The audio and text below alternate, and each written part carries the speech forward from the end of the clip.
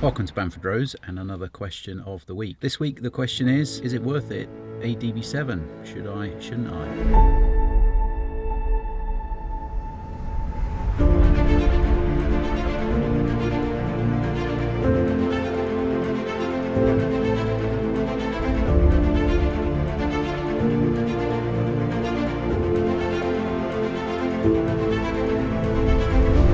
Obviously, DB7 is considered a classic.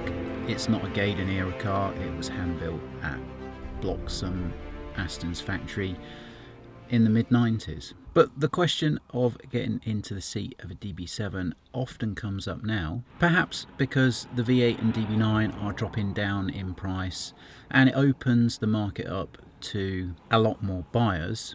And then those buyers often look at DB7 and don't know much about the car and can perhaps consider DB7 as their route into the seat of an Aston Martin. DB7 prices have hardened of late. Perhaps in around about 2015-16 they bottomed, and cars that we're going to look at in a moment that are going for high 20s were late teens. When DB7 first came out, it was an inline 6 with a supercharger, and that was quickly evolved to the V12 Vantage, Aston's first use of the legendary 6-litre V12 naturally aspirated engine. I say the inline 6 was quickly superseded by the V12 engine because in terms of an enthralling sports car drive, the inline 6 certainly is not. The inline 6 therefore is a real enthusiast niche purchase. It's not going to offer a rewarding fast acceleration. Driving dynamics are going to be very poor. Essentially, it's a Jag in drag. The underpinnings of the DB7 is basically a Jag XJS, and if you drive any of that Jag era car and then jump into a DB7, then you can feel that they share same driving characteristics. Here's an inline 6 on the market for £20,000. And just looking at this advert, you can see the appeal. It's classic, timeless, understated, gorgeous looks, which even in another decade I don't think will age. It will still look as gorgeous in 10 years' time as it does now. But as I say, the drive is at best uninspiring, and that is DB7 inline 6 downfall, unfortunately. For your £20,000, you could get in the seat of this Jag XK 5-litre, which in terms of driving dynamics is going to be very rewarding indeed. There's a lot of fairly trouble-free motoring to be had in that Jag, which unfortunately can't be said about the DB7 inline 6, because that's going to need a fair few visits to the workshop to keep you on the road. So if you weren't absolutely committed to being in the seat of a DB7, being in the seat of an Aston, it really does question that 20k can get you a much more rewarding sports car and ownership experience just without the kudos of the badge. So we focus on the V12 Vantage, which is available in both manual and auto gearboxes and coupe and volante. A DB7 V12 Vantage in fairly good order, good paint, good mechanicals. At least you could start using the car without needing to visit a workshop immediately. It's going to be in the region of this example that I show here at £27,500. The higher the mileage and the more problems the car is going to have. These cars are getting on, and any 20-year-old car, 50,000-60,000 miles onward car is going to have mechanical problems that are going to need fixing. Common things on DB7, well, it's pretty much everything really, but wheel bearings, suspension subframe V-block bushes, suspension arms, dampers, spark plugs, coils. Now, especially as the car is getting 20 years old, it's deterioration of vacuum hoses and all sorts of pipe work and stuff like that in the under bonnet area, which means that instead of just the odd independent isolated repair, there's quite a lot of cars out there that do need quite a full-scale bit of rejuvenation. I wouldn't go as far as saying restoration, but certainly there's certain systems, engine systems, suspension systems, brake systems, where you have to say, well, the whole assembly, the whole functionality really needs a more focused rejuvenation. Corrosion can get a DB7, the chassis rails, bodywork, arches, bubbling, that sort of thing. And if you're really committed about getting in that classic DB7 seat, then the most amount of money that you can spend on a DB7 is probably going to guarantee that you get the least amount of hassle in a workshop having to repair, rejuvenate, restore the car. Prices on those late DB7 with low mileage are really hardened, meaning something like this car up at 40k is what it's going to take to get really nice paintwork, bodywork and mechanical condition DB7 that you can put to use a bit and enjoy. We look after a few DB7 of that pedigree, and they're really nice places to sit and be inside, and they're really nice cars to drive. Not necessarily because of sports car driving dynamics, it's the whole ownership experience, image, just being in a classic DB7. But for that 40k, you could get yourself into the seat of a really nice DB9. Much less aggravation to keep on the road compared to the DB7, with modern day driving dynamics. I know many of our customers that have transitioned from DB7 to DB9, and none have looked back. Obviously they look back at their DB7 ownership with fondness, but in terms of a load of things that you would score a car on, then pretty much every metric possible, the DB9 is the winner. There were a few special DB7s made along the way. I would avoid those. I don't really think they're worth the premium, and in years to come I don't think those cars will hold value over a normal, good condition, low mileage DB7.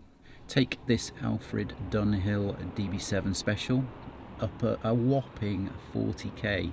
Really, this is just some piping on the seats, a different backing to the dials on the dashboard, and maybe if you're lucky someone hasn't robbed the cigar cutter that's in the glove box. No other changes to engine, driving dynamics, brakes, suspension were made, and really those specials were only done to try and shift a load of inline sixes as the V12 was coming to the market.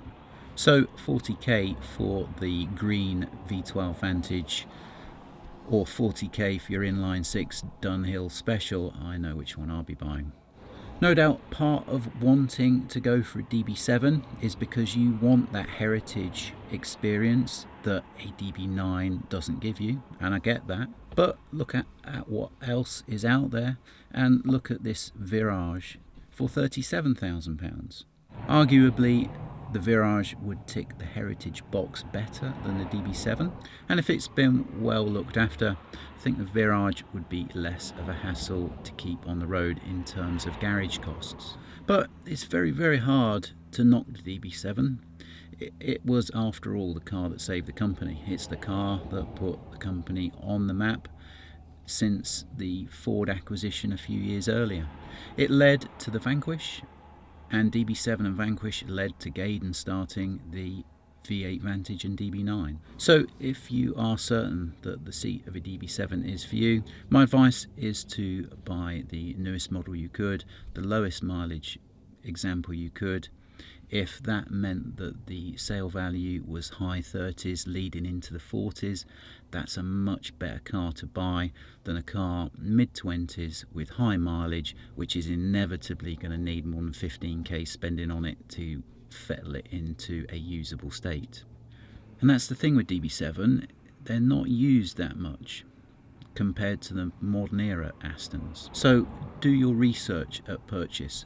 Go on MOT history website and see how many miles it's been racking up annually between each MOT. Be very cautious of the cars that do very little miles, because they're probably harbouring a problem. What I mean by that is the cars up at 50, 60, 70,000 miles, if they've got very few miles on between each annual service, then they probably need quite some significant repairs, but they manage to trundle it to an MOT each year. But if you're looking at a 2000 to 2003 or 4 example, and that's got very little mileage on, that's fine, because obviously the person isn't using it, keeping the mileage down low and probably waiting for the right time to sell at a high price and offer the car with low mileage. And then as long as your demands on driving dynamics are not high, then you'll love your DB7. So let's go for a quick drive in this DB7 and see what it's all about. One thing the DB7 does do is make a glorious exhaust note. There's a few modifications out there that gets rid of the centre sections. I could even put some high flow catalysts on, get some more performance out of it. And with that done, the DB7 makes a glorious exhaust note.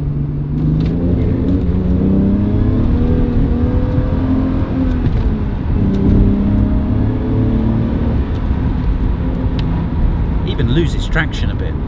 This car being a manual, it does feel like it revs quite freely. And in a straight line, just tickling the throttle, going through the gears, and it does make pretty sharp progression. The ride's quite boaty, quite floaty, steering isn't precise.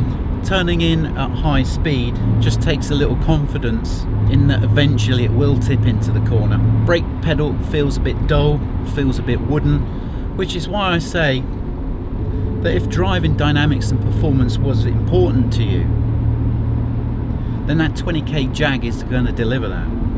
But the 20k Jag won't give you that Aston experience, which is why if everything else other than the driving dynamics that comes with owning an Aston was more important, then buy your DB7 and don't be critical on how it drives. There are modifications available, engine, brakes and performance, but when you add up the cost of buying the car and all of those modifications, you could get yourself into a really good DB9, which just keeps bringing us back to the same point, in that are those DB7 looks really worth it? And that's something only the individual can answer. If I go for a drive in a classic Vanquish, then that car has some really engaging qualities. Makes you want to go out for another drive in the car, makes you want to take the car on a driving holiday. I'm sorry to say that for my part, then a DB7 inline 6 has absolutely nothing engaging about it whatsoever. But I know there are owners out there with the inline 6 that love their cars, and we look after them.